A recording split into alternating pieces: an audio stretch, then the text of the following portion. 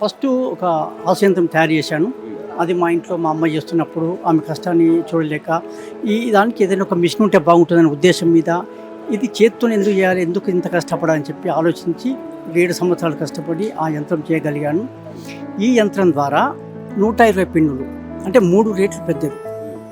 అంటే ఈ యంత్రం చేయడానికి పూనుకోవడానికి కారణం ఏంటంటే నాకు కేటీఆర్ గారు ఆయన ఇన్స్పిరేషన్. నాకు అప్పుడు తెలంగాణ ప్రభుత్వం నుంచి వెళ్ళి ఒక ₹1 కోటి గ్రాంట్ ఇచ్చారన్నమాట.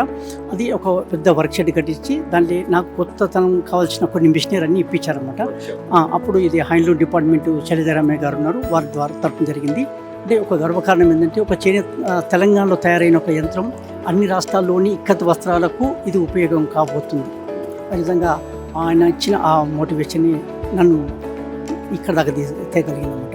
అందుకే ఆయనకు పూర్తిగా మనస్ఫూర్తిగా నా తరపున, నా చేనేత సోదరుల తరపున, అందరి తరపున ఆయనకు ధన్యవాదాలు తెలియజేస్తున్నాను.